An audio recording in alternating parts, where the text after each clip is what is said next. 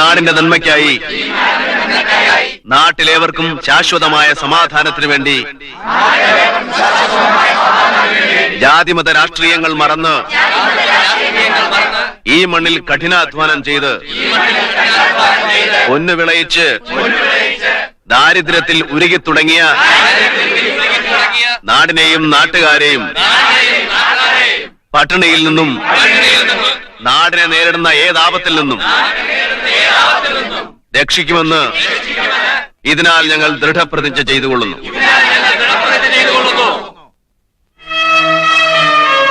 ആയിരപ്പറ സിന്ദാബാദ്, ആയിരപ്പറ സിന്ദാബാദ്, കർഷക സംഘം സിന്ദാബാദ്, ആയിരപ്പറ സിന്ദാബാദ്.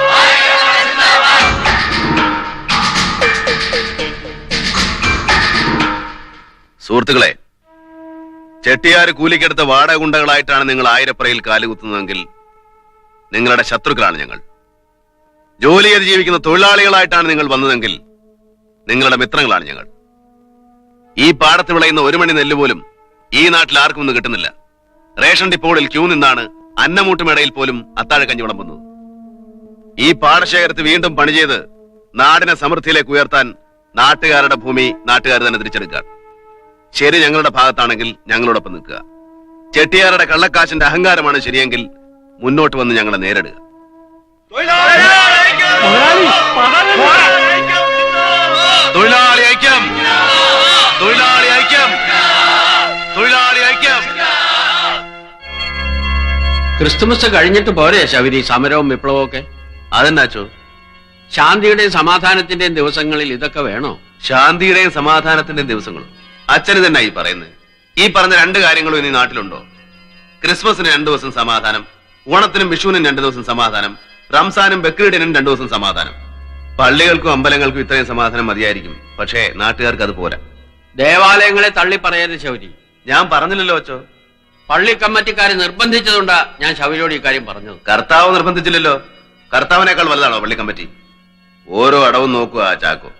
നാട്ടുകാരെ പണയം വെച്ച് ചെട്ടിയാരെ എച്ചിൽ സമ്പാദിച്ചു കൂട്ടിയല്ല അയാള്. കള്ളക്കാശിട്ട് കാണിക്ക വഞ്ചി നിറക്കുന്നവനൊക്കെ പിടിച്ച് പള്ളി കമ്മിറ്റിക്കാരനാക്കിയാൽ കർത്താവ് പറയുന്നത് കേൾക്കാൻ അച്ഛന് നേരം കിട്ടത്തില്ല. വേദനിക്കുന്നവരോടൊപ്പം നിൽക്കുന്നതാണ് കർത്താവിന് ഇഷ്ടമെങ്കിൽ അച്ഛൻ ഞങ്ങളോടൊപ്പം നിൽക്കും. വേദനിപ്പിക്കുന്നവരോടൊപ്പം നിൽക്കുന്നതാണ് ശരിയെങ്കിൽ അച്ഛൻ അവരോടൊപ്പം നിൽക്കും. നീ പറയുന്നതൊക്കെ നേരാ. ക്രിസ്തുമസ് കഴിഞ്ഞിട്ട് പോരെന്നേ ഞാൻ ചോദിച്ചുള്ളൂ. പോരച്ചോ, അനുസരണക്കേടാണെന്ന് വിചാരിക്കരുത്. നാട്ടുകാർ മുഴുവൻ ഒറ്റക്കെട്ടായിട്ട് ഇറങ്ങിയിരിക്കുക. അച്ഛൻ ഞങ്ങൾക്ക് വേണ്ടി പ്രാർത്ഥിച്ചാൽ ക്രിസ്മസിന് മുമ്പ് എല്ലാം നേരെയാവും. ആയിരപ്പറ പാടത്ത് സംഘം ചേരുന്നത് നിരോധിച്ചുകൊണ്ട് കളക്ടർ ഉത്തരവായിരിക്കുന്നു. കൂട്ടം കൂടിയെന്ന് സംസാരിക്കാനോ ജാഥ നയിക്കാനോ പാടില്ല. നിയമം ലംഘിക്കുന്നവർക്കെതിരെ കർശനമായ നടപടിയെടുക്കുന്നതാണ്. ഇങ്ങനെ പോയാൽ ശരിയാകത്തില്ലല്ലോ മുതലാളി. எல்லாம் 2 நாளைக்கு தான் வைக்கல. இவனெல்லாம் பட்டினி கிடக்கும்போ ഈ சட்டமா சோறு கொடுத்தது எல்லாம் செட்டியாரோட பணமானோ? അത് ശരിയാ മുതലാളി. எனக்கெதிரா கோஷம் போடுறானுங்க. അവന്റെ സിന്ദാബാദ്. വിടരുത് മുതലാളി. ஏய் நான் என்ன கொலைக்கத்தான் செய்யும். கொலைக்கட்டுமே. விசக்கும்போ வாலாட்டிக்கிட்டு விடதான் வரணும். அது அறியோ? തന്നേ തീരൂ, തന്നേ തീരൂ, ക്രിസ്മസ് റേഷൻ തന്നേ തീരൂ, തന്നേ തീരൂ, തന്നേ തീരൂ, ക്രിസ്മസ് റേഷൻ തന്നേ തീരൂ, തന്നേ തീരൂ, തന്നേ തീരൂ, ക്രിസ്മസ് റേഷൻ തന്നേ തീരൂ. ഇവന്റെ മുമ്പ് മുദ്രാവാക്യം വിളിക്കാൻ ഇവനാരാ? ഭക്ഷ്യമന്ത്രിയോ? അല്ല ജോയി, ഈ റേഷനൊക്കെ എവിടെയാ കൊണ്ട് വെച്ചിരിക്കുന്നേ? ഇതെന്നാ വർത്തമാനേ പറഞ്ഞ? റേഷൻ വന്നാൽ ഞാൻ തരത്തില്ലയോ? ക്രിസ്മസ് റേഷൻ വരുന്നതിന് മുമ്പ് ക്രിസ്മസ് നക്ഷത്രം ഇങ്ങ് പോന്നു. അല്ലൂടാ ജോയിയെ? നക്ഷത്രം ഞാൻ വാങ്ങിച്ചിട്ടാ. റേഷൻ എനിക്ക് വാങ്ങിച്ചു തരാൻ പറ്റില്ലല്ലോ. എന്നത്തേക്ക് വരും? അത് അവനോട് ചോദിച്ചാൽ അവനെങ്ങനെ പറയാനാ ഭാനുവേ? സർക്കാരല്ലയോ റേഷൻ തരുന്നത്? ചാക്ക് കെട്ട് ലോറിയിലോട്ട് കയറ്റും. ആലപ്പുഴയോ ചങ്ങനാശ്ശേരിയിലോ കൊണ്ടുവന്ന് ബോട്ടിലോട്ട് കയറ്റും. പൊന്നൂച്ചട്ടിയുടെ ബോട്ടല്ലയോ, വെള്ളത്തിലൂടെ അല്ലയോ വരുന്നത്. ബോട്ട് ചിലപ്പോ വെള്ളത്തിൽ മുങ്ങിന്ന് വരാം. അഥവാ ബോട്ട് മുങ്ങിയില്ലെങ്കിലും ചാക്ക് കെട്ട് മുങ്ങും. മുങ്ങി അതാ സംഭവിച്ചിരിക്കുന്നത്. അതിനിപ്പോ ഞാൻ എന്നാ പിഴച്ചെന്നാ? നീ പണ്ടേ പറയാ, നിന്റെ കുടുംബത്തോടെ പറയാ. നാളെ കാലത്ത് റേഷൻ കിട്ടിയില്ലെങ്കിലേ കളകള് കത്തിക്കും. കടയായിട്ട് എന്തിനാ എന്നെ കൂട്ടിട്ടാ കത്തിച്ചോ?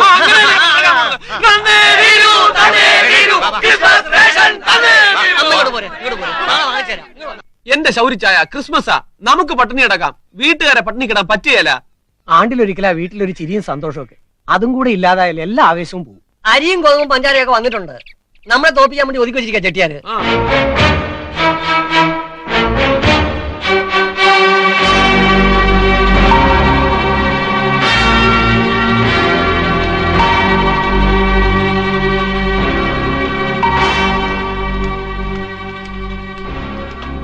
നമുക്ക് അടുക്കണ്ണാച്ചി മറ്റേ 500 രൂപ കൂടി കൊണ്ടുവരണ്ടാമാ.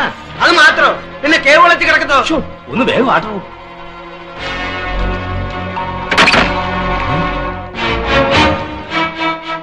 വക്കീലേ, കൊപ്രാപ്പരെ റേഷനറി അല്ലേ? അടിക്കലാമാരെ. വരട്ടെ വരട്ടെ, നിക്ക് നിക്ക്. ഞങ്ങളുടെ കൂടെ വേറെ ഒരാളുകൂടെ ഉണ്ട്.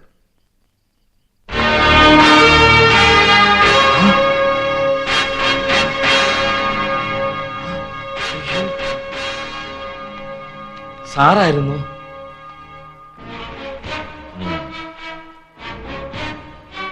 ആ ചെട്ടിയാർ എവിടെ ഉണ്ടോ? இந்த மாதிரி ஒரு சின்ன விஷயத்துல எல்லாம் நான் தலையிடுறது இல்ல சார். நான் ஒரு வெளியூர்காரன். அதனால என் மேல இவங்களுக்கெல்லாம் நம்பிக்கை இல்ல. கிறிஸ்துமஸ்க்கு ஒருபாடு நாள் உண்டല്ലോ. அதனால அரிசி எல்லாம் கெட்டு போகாம இருக்கட்டுமேன்னு நம்ம കൂടല്ല വച്ചിരുന്നേ. കഴിഞ്ഞതൊക്കെ പോട്ടെ. ചെട്ടിയാര് പറഞ്ഞത് മുഖവിലേക്കെടുക്കുന്നു. മേലിൽ ഇത് ആവർത്തിക്കാൻ പാടില്ല. ആവർത്തിച്ച നിയമപരമായി നടപടിയെടുക്കും. இந்த பாருடா, ஒன்னாலதான் செட்டியாருக்கு கெட்ட பேரானும். ഞാനാകുന്നു ജീവന്റെ അപ്പം. ഞാൻ സ്വർഗത്തിൽ നിന്നിറങ്ങി വന്ന അപ്പമാകുന്നു. എന്റെ അടുത്ത് വരുന്നവർക്ക് ആർക്കും വിശക്കുകയില്ല, എന്നിൽ വിശ്വസിക്കുന്നവർക്ക് ആർക്കും ദാഹിക്കുകയുമില്ല എന്ന് പറഞ്ഞ കർത്താവിൽ വിശ്വസിക്കുന്ന നീയാണോ ചാക്കോ ക്രിസ്തുമസിന് വന്ന റേഷൻ അരി പൂഴ്ത്തിവെക്കാൻ കൂട്ടുനിന്നത്? അച്ഛൻ അവിടെ ഇരി. ഇത് പള്ളിയല്ല ബൈബിളിന്റെ കാര്യം പറയാൻ. പള്ളിക്ക് മാത്രമായിട്ടൊരു ബൈബിൾ ഇല്ല ചാക്കോ, ഖുർആനും ഇല്ല. അല്ലേ ബഷീർ സാറേ? കൈമളദ്ദേഹം പറഞ്ഞാട്ടെ, പൂജാമുറിയിൽ വായിച്ചു തീർക്കാനുള്ള 2 പുസ്തകങ്ങൾ മാത്രമാണോ രാമായണവും ഭഗവത്ഗീതയും? ഒരിക്കലും അല്ല. അപ്പൊ ദൈവവചനങ്ങൾ ദേവാലയങ്ങളിൽ മാത്രം പൂഴ്ത്തിവെക്കുന്ന നീയൊക്കെ അരിയല്ല ദൈവങ്ങളെ വരെ പൂഴ്ത്തിവെക്കാൻ പഠിക്കില്ല. ഒത്തു കിട്ടിയാൽ മറിച്ച് വിൽക്കുകയും ചെയ്യും. ചെട്ടിയാരെ, ആയിരപ്പറ പാടം കൃഷിക്കാർക്ക് തിരികെ വിട്ടുകൊടുക്കണം. തിരികെ കൊടുക്കണമെന്നുണ്ടെങ്കിലേ മുതലാളിയുടെ കയ്യിൽ നിന്ന് നാട്ടുകാർ മേടിച്ച കാശ് പലിശ സഹിതം തിരിച്ചു കൊടുക്കണം. ചെട്ടിയാരുടെ കയ്യിൽ നിന്ന് നാട്ടുകാർ കാശ് വാങ്ങിച്ചതിന് രേഖയുണ്ടോ? ഉണ്ടല്ലോ. ദേ, ഇതാണ് രേഖ. പ്രോമിസറി നോട്ടുകൾ. ഒന്ന് കാണട്ടെ. ഇത് അന്യായമാണ്. നക്കാപ്പിച്ച കാശിന് നാട്ടുകാരെ തള്ളവരെ വധിപ്പിച്ച് ആയിരപ്പുറ പാടശേഖരം ചെട്ടിയാർക്ക് ഒറ്റുകൊടുപ്പിച്ചത് അന്യായം. മന്ത്രിയായിരുന്നു സാക്ഷി. ഇതിന് മാത്രമല്ല, ഇന്നലെ ചെട്ടിയാരെ ഗോഡൌണിൽ കണ്ട റേഷനറി ചാക്കുകൾക്കും ശിക്ഷ അറിയാമല്ലോ വക്കീലിന്.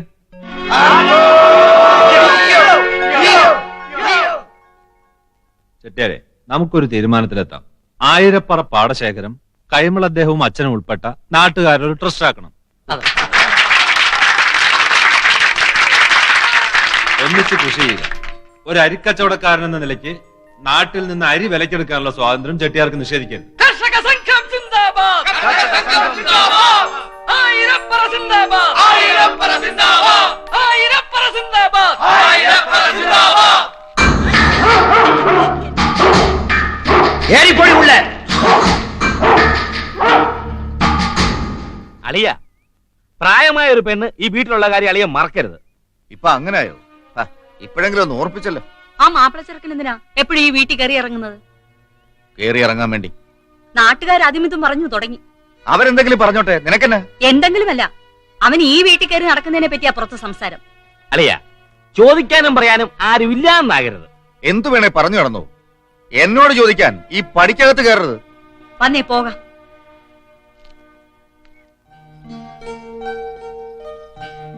ഊണ് ശരിയായില്ലല്ലേ? നിറഞ്ഞു വയറും മനസ്സും. ഓ, ചുമ്മാ പറയുക. തൊട്ടുകൂട്ടാൻ കൂടി ഒന്നും ഉണ്ടായിരുന്നില്ല. എന്റെ പാർവതി കുഞ്ഞെ, ഇഷ്ടമുള്ളവർ വിളമ്പി തന്ന ചോറുണ്ണാൻ കറികളൊന്നും വേണ്ട. നേരാ. എന്നാ ഉണ്ട് കഴിഞ്ഞ് എനിക്കൂടി ഇച്ചിരി വിളമ്പിത്ത. ഓ പിന്നെന്താ, ആ ഒരു അവസരത്തിന് വേണ്ടി കാത്തിരിക്കാൻ ഞാൻ. കഥയിൽ ആഗ്രഹിക്കുന്ന പോലല്ലോ ജീവിതം.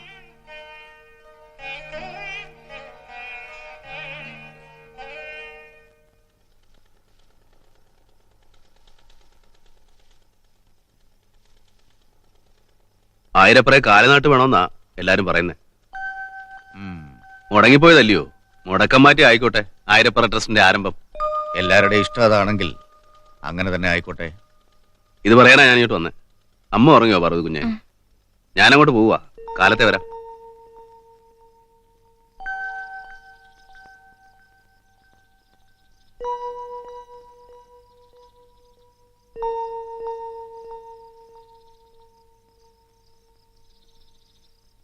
ശൗരി, നിന്നോട് ഒളിച്ചു വെക്കാൻ എനിക്കൊന്നുമില്ല. പറയുന്നത് നന്ദികേടാണെന്നും അറിയാം. എന്താ കൈമളത്തെയും പറഞ്ഞാട്ടെ. മോളും നീയും തമ്മിലുള്ള അടുപ്പം ലേശം കൂടുന്നില്ലേ എന്ന് എനിക്കൊരു പേടി. ബന്ധുക്കളെല്ലാം ശത്രുവാളയത്തിലാ, അറിയാവല്ലോ. പറയാൻ എന്തെങ്കിലും നോക്കിയിരിക്കുക അവര്. നമ്മളായിട്ട് വിഷയമൊന്നും ഉണ്ടായി കൊടുക്കരുത്. നീ ഇവിടെ വരരുത് എന്ന് എനിക്ക് ഒരിക്കലും പറയാൻ പറ്റത്തില്ല. നീ വരുന്നുകൊണ്ട് ഈ വീടിന് ചീത്തപ്പേരുണ്ടാവരുത് കുഞ്ഞ്. മനസ്സിലായി. സ്വന്തം ഒന്നോർത്ത് വന്നു പോകുന്നതാ. ഈ മതിലും പടിപ്പരമൊക്കെ മറന്നുപോയി. അച്ഛൻ ശൗര്യോട് എന്താ പറഞ്ഞത്? നിങ്ങൾ തമ്മിലുള്ള അടുപ്പം കൂടുന്നു മോളെ. അതുകൊണ്ട് സൂക്ഷിക്കണമെന്ന് പറഞ്ഞു. എന്ത് സൂക്ഷിക്കണമെന്ന്? ഇപ്പൊ തന്നെ സംസാരമായിട്ടുണ്ട്. എന്ത് സംസാരം? അങ്ങനെയൊന്നും ഉണ്ടാകാൻ പാടില്ല മോളെ. എന്തുകൊണ്ട്? എന്നെ എന്താ അച്ഛൻ മനസ്സിലാക്കാത്തത്? ഒന്നും ഞാൻ പറഞ്ഞില്ല എന്ന് കരുതി ഒന്നും അറിഞ്ഞില്ല എന്ന് അച്ഛൻ അഭിനയിക്കരുത്. അച്ഛന്റെ മോളല്ല ഞാൻ. അച്ഛന്റെ മനസ്സല്ല എനിക്ക്. ഇഷ്ടപ്പെട്ടു പോയി. പാടില്ല എന്ന് പറയരുത്.